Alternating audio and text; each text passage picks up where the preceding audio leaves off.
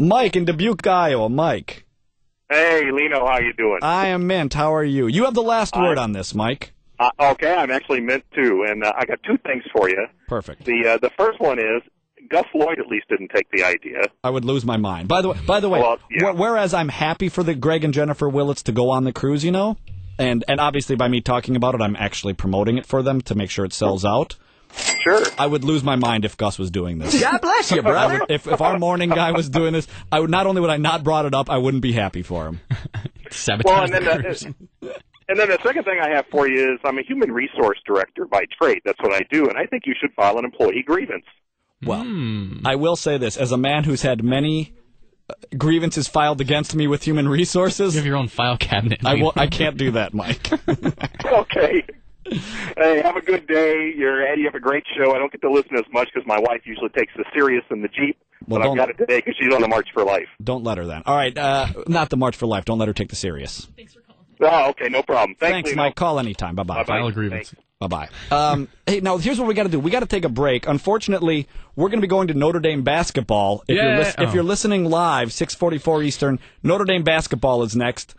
Or you can listen on hold at 888-322-8465. Unless it's 2:44 Eastern Standard Time, then this is the replay show, which will continue next.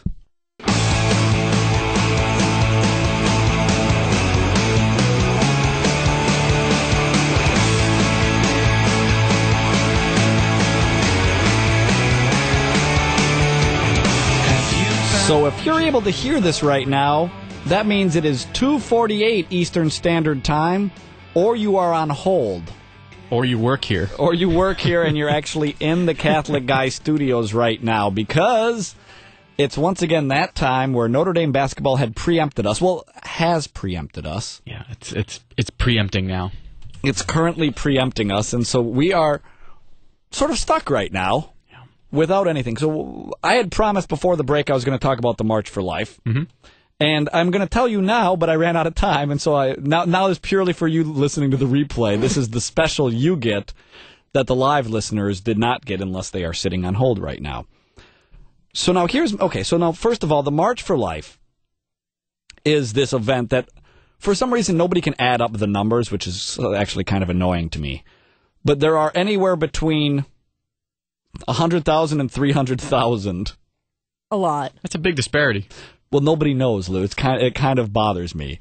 Nobody knows the actual numbers, but today, as they do every year, they're going through Washington, D.C., and protesting, obviously, Roe versus Wade, and the pro-lifers are out there marching in just the bitter cold. The bitter cold. And in terms of the numbers, now this is from the March for Life's actual website. Now, the first time they did this was in 1974. They got 20,000. Then 50,000, then 65, and up and up and up. And the last few years, they say they estimate about 200,000 people have shown up to the March for Life. And it gets press like in the Catholic blogosphere, if you will.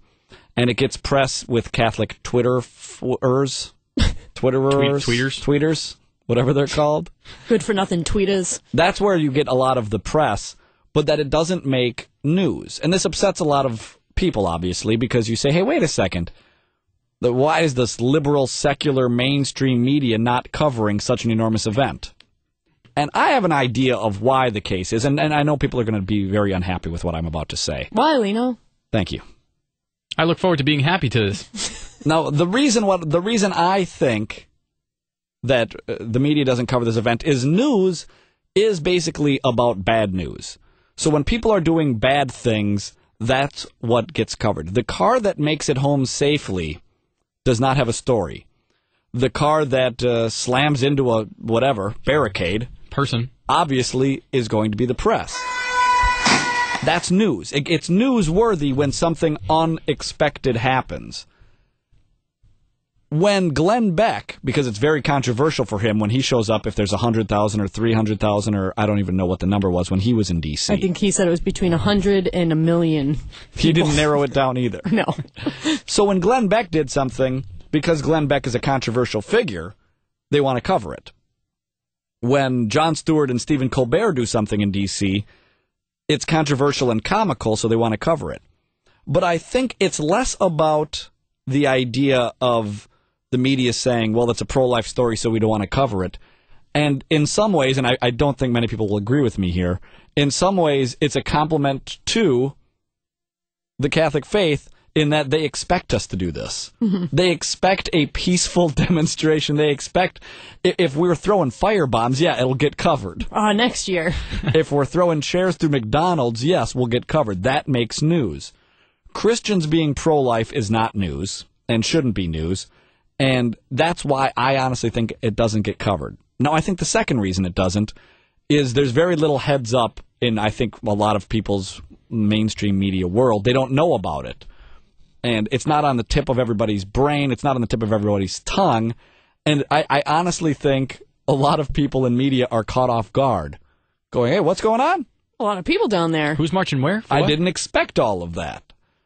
And if I was still working in news, and if I was in a TV newsroom in Washington, D.C., local news, I assume, covers this, and I could be wrong. Mm-hmm. But if I was working at a network and I said, hey, a bunch of Christians are going to protest Roe versus Wade, I think the news director would say, that's not news. Mm-hmm. That's, in a sense, almost expected. And if you, yeah, but 250,000 are there, and a lot of them are in their teens and 20s, that actually is a very interesting story that actually would take work. Yeah, it's too much. Because now you have to go, now there's an actual documentary, there's a lot of interesting stuff going on, but you will surprise people with what it is, because you'll go, really? And so that's one thing I think a lot of people don't know what the story is, don't know, because nobody knows what the numbers are. We all go, how many people are going to be there? Somewhere between 50 and 500,000 people. Something like that. Mm-hmm. And, for instance, they had a mass earlier today at the Verizon Center. You know, a big arena, a big stadium. And the place is packed. Oh, wow. But it's a mass. And though that's a cool story, I think for the way people picture Catholicism is we're used to big Catholic events, big Catholic masses. And though it is news, unfortunately, the mindset, and again, this is Lino's personal opinion here, is a lot of people in the media's business is if it's not bad news, it's not news. And if it is especially good news, on whether they agree with the topic or not, we're not sure. If I was a reporter for the story, I'm not sure what the story is other than, wow, look at all the pro-lifers. Look at all the Catholics who are pro-life. And they're young. And so that's interesting, but in a sense, it's doing what we're supposed to be doing. Mm-hmm. It's not supposed to be a shock that Catholics are pro-life, and it's not supposed to be a shock that hundreds of thousands of Catholics will get together. Mm-hmm. Give or take. Now, that's my personal impression of why. Now, could there be liberal bias? Bias? Sure, but I feel like that might be too easy of an answer to say. It's just purely liberal bias. Because the liberal media, if you will, definitely covered the Pope's trip when he came to the U.S. Right, Maureen. And so I think there could be a lot of reasons why a story like the March for Life is not covered, but I think the easiest and less intellectual approach is just to say it's liberal bias, yeah, it's mainstream media, they're all pro-choice. And you go, well, I don't know if that's necessarily the case. I don't think we have made our argument as Catholics to what the story is, because though I happen to know there's probably a couple 100,000 people, and though I happen to know a lot of them are people in their teens and 20s, I don't know if the journalists know that story. And even if they do, you still have to go, oh, okay, is this news? And I'm afraid a lot of news directors say no, even though it's really pretty interesting. But I've always been a big believer that we as Catholics have to make this a bigger story. We have to explain to our journalist friends why it's a big story. And you can't always convince people without relationships, and it's tough to build relationships when you're always accusing somebody of something. So if you're always accusing them of, you suck. You're biased. With all that, they're not going to be so interested in hearing it. And so to build relationship, to tell stories about the church, I think relationships have to be built. Because, you know what, honestly, evangelicals go and have big mega churches and gather 20,000 people every Sunday at Joel Osteen's church. Yeah. So a Catholic Mass with 20,000 people ain't news. It's just not news. 200,000 people peacefully going through Washington, D.C. is kind of news. but you have to sell the journalist why it's a big story. So I think it obviously should get press. It's strange it doesn't, but I don't think Liberal or even the Judge Report didn't cover it either. Oh, really? Yeah, so when Drudge Report doesn't cover it, like you go, well, that's not a liberal conservative. That's just a news bias. I don't know what it is. But that was my thought. So a very cool, very impressive thing going on every year, growing when hundreds of thousands of people, a lot of them in their teens and 20s, showing up to March for Life.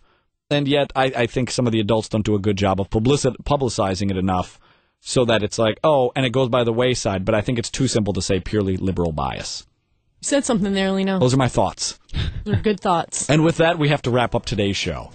So I thank those on hold, because those are the only ones who are listening to the show live at 6:56 Eastern Standard Time. And then I thank you for, of course, listening to the replay. We're always grateful you listen to our replay show. It's almost 3 in the morning on the East Coast now. Yeah. Wow. Get some sleep, kids. Nearly midnight on the West Coast. Sure, you guys got to be tired, huh? So, as always, we do appreciate it. You can visit CatholicGuy.com, my Facebook page, my Twitter page. It's all right there. We thank our bosses for preempting us with Notre Dame Basketball. I thank Maureen. I thank Lou. I thank you for listening to the Catholic Guy Show.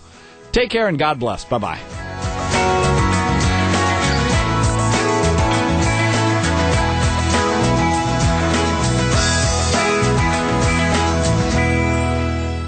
You're listening to the Catholic Channel, Sirius 159 and XM 117.